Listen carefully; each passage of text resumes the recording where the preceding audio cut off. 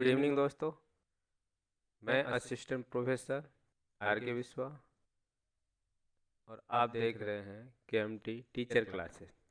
आप सभी का केएमटी टीचर क्लासेस में स्वागत है। पिछले वीडियो में हम लोग जाना चाइल्ड सेंटर एजुकेशन क्या है। इस वीडियो के माध्यम से जानेंगे प्रोग्रेसिव एजुकेशन क्या है, प्रगतिशील शिक्षा क्या है। तो आइए शुरू करते हैं। प्रगतिशील शिक्षा। देखिए, प्रगतिशील शिक्षा यानी प्रोग्रेसिव एजुकेशन वह शिक्षा प्रणाली होता है, इसे आप कॉम्प्लेक्स या पारंपरिक शिक्षा भी कहते हैं। यह शिक्षा व्यवस्था के रूप में एक नए विकल्प के रूप में उभर कर सामने आई है। एक नए विकल्प के रूप में उभर कर सामने आई है। इस प्रणाली को विकसित करने का श्रेय अमेरिकन मनोवैज्ञानिक जॉन डेवी को जाता है। इस शिक्षा के अंतर्गत शिक्षा का जो एक उद्देश्य है वो बालक के समग्र विकास, समय नहीं, समग्र विकास तथा उसकी क्षमता संभावनाओं में विश्वास करना। देखिए, बालक के समग्र विकास यानी उसके समुचित विकास, उसके सभी पक्षों का विकास करना, उसके शारीरिक, मानसिक, बौद्धिक, नैतिक, चारित्रिक, आध्यात्मिक, मतलब सभी प्रकार के सभी पक्षों का विकास करना और साथ ही साथ उसकी क्षमताओं को भी पहचानना और उसमें यह विश्वास करना कि व्यक्ति यानी बालक के अंदर वो क्षमताएं हैं और उस क्षमताओं के आधार पे वह कुछ कर सकता है। इस संदर्भ में व्यक्तिगत विभिन्नता को भी ध्यान में रखा जाता है। व्यक्तिगत विभिन्नता, इंडिविजुअल डिफरेंसेस को भी ध्यान में रखा जाता है। यानी सभी बालक यूनिक होते हैं। सबकी सोचने की, कार्य करने की, सीखने की गति अलग होती है। सबकी रुचि, क्षमता, ये सबकी अलग अलग होती है। इन सभी चीज़ों को भी ध्यान में रखना है।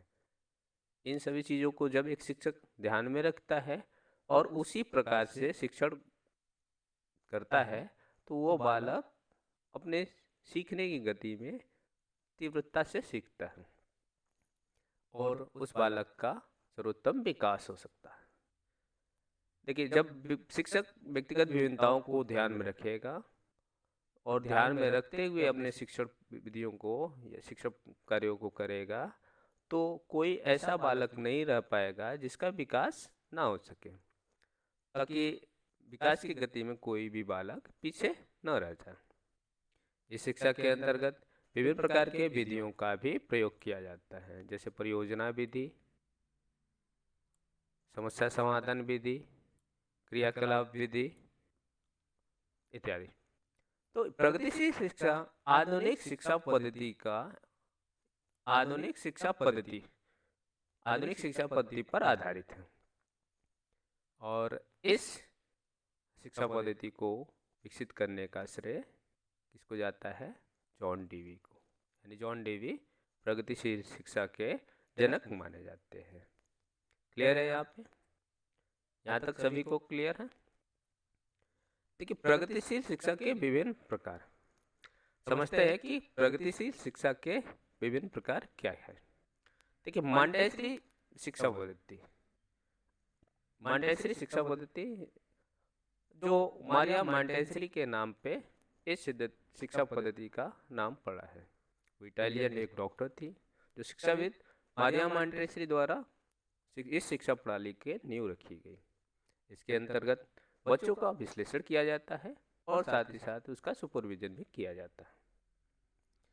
मानवतावादी शिक्षा, इस तरह की शिक्षा का केंद्र बिंदु कला और सामाजिक विज्ञान है। देखिए, कला और सामाजिक विज्ञान है, सामाजिक नहीं, सामाजिक विज्ञान होता है। यह बच्चों की आलोचनात्मक सोच तथा तार्किक कौशल को विकसित करता है। यानी बच्चों के अंदर आलोचनात्मक चिंतन को और साथ ही साथ तार्किक कौशलों का विकास करता है। मानवतावादी शिक्षा सामाजिक अंतःक्रिया के माध्यम से सीखने पर बल देती है। बालकों में सामाजिक अंतःक्रिया के माध्यम से सीखने पर बल देती है। तीसरा आता है संरचनावादी शिक्षा। यह शिक्षा बालकों के सृजनात्मकता पर आधारित होती है, यानी उसकी क्रिएटिविटी पे, कुछ नए करने की विधियों पे। इसके माध्यम से शिक्षा अधिगम तकनीकी और प्रायोगिक अधिगम के माध्यम से बच्चा सीखने पर बल देता है, यानी बच्चों को सीखने पर बल दिया जाता है।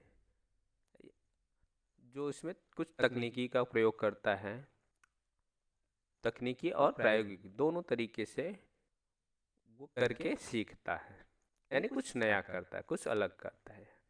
तो क्रिएटिव द्वारा, यानी सृजनात्मकता द्वारा उसको सीखने पर बल दिया जाता है। प्रगतिशील शिक्षा का महत्व, अब जानते हैं कि प्रगतिशील शिक्षा का महत्व क्या है। जैसे पहला महत्व है बालकों की शक्तियों का विकास करना। क्या करता है? बालकों की शक्तियों का विकास करना है। इसका उद्देश्य होता है बालक का विकास करना, यानी बालक का सर्वांगीण विकास कर, बालक के अंदर जो शक्तियां हैं, उसकी रुचि, क्षमता, उसकी गति, इन सारी चीजों को ध्यान में रखकर शिक्षक को अपना शिक्षण कार्य करना चाहिए, निर्देशन देना चाहिए, ताकि बालकों का समुचित विकास हो सके। इसमें बालकों को स्वयं करके सीखने पर बल देना चाहिए। जब बालक स्वयं करके सीखेगा, जब बालक किसी कार्य को स्वयं करके सीखेगा, तो उसका सीखना स्थायी हो जाएगा, परमानेंटली सेव हो जाएगा उसके माइंड में। जब हम किसी कार्य को करके सीखते हैं तो वो उस कार्य को कभी भूलते नहीं है, परमानेंटली वो हमारे माइंड में सेटअप हो जाता है।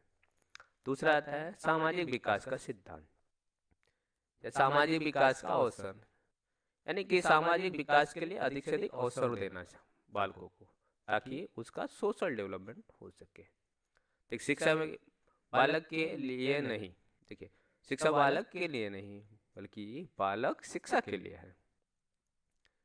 इसलिए शिक्षा का उद्देश्य ऐसा वातावरण तैयार करना जिससे बालकों का सामाजिक विकास के पर्याप्त अवसर प्राप्त हो सके। तो एक ऐसा वातावरण तैयार करना है जिससे कि बालकों का सोशल डेवलपमेंट हो सके, उसके लिए उसको पर्याप्त अवसर मिले ताकि उसका सोशल डेवलपमेंट हो सके। क्लियर है यहाँ तक सभी को? अगला आता है कि जनतांत्रिक मूल्यों का विकास। जनतांत्रिक मूल्यों का विकास किस प्रकार से होता है? देखिए, प्रगतिशील शिक्षा का उद्देश्य लोकतांत्रिक मूल्यों की स्थापना करना, बालक के अंदर जनतांत्रिक या लोकतांत्रिक मूल्यों की स्थापना करना। शिक्षा के द्वारा मनुष्य में परस्पर सहयोग और सामंजस्य की भावना के स्थापित होता है। सब एक दूसरे के सहयोग करना, सामंजस्य की भावना स्थापित होता है। बालक का व्यक्तित्व का विकास बेहतर होता है। शिक्षक के द्वारा ही उसके जनतंत्र की स्थापना की जाती है। उसके अंदर सहयोग की भावना, सामंजस्य की भावना, एक दूसरे के प्रति आपसी सहयोग, ये सारे गुणों का विकास शिक्षा के माध्यम से होता है।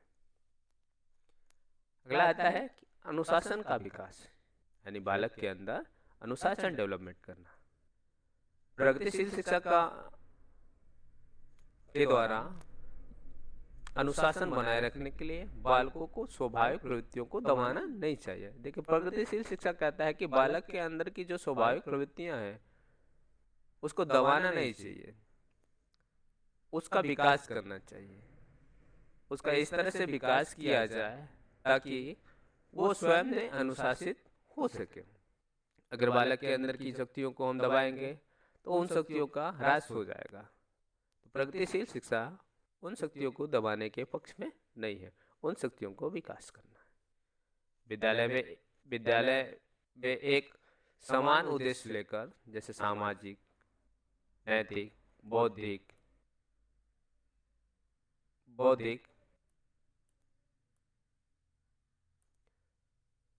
तथा शारीरिक कार्यों में एक साथ भाग लेने से बालकों में अनुशासन उत्पन्न होता है। देखिए, सभी बालक जब एक साथ सभी कार्यों को करते हैं तो अनुशासित रहते हैं। सभी एक दूसरे को देखते हैं, वो देखकर सीखते हैं, तो उसे स्वयं में उसके अंदर अनुशासन उत्पन्न होता है तथा उसके नियमित रूप से कार्य करने की आदतों का भी विकास होता है। तो यहाँ तक सभी को क्लियर है? आज हमने जाना प्रगतिशील शिक्षा क्या है, उसके विभिन्न प्रकार क्या हैं और उसके क्या महत्व है। सभी को यहाँ तक क्लियर होगा? आप इस चैनल पे नए हैं, पहली बार देख रहे हैं, तो इस चैनल को लाइक, शेयर और सब्सक्राइब जरूर करें। धन्यवाद।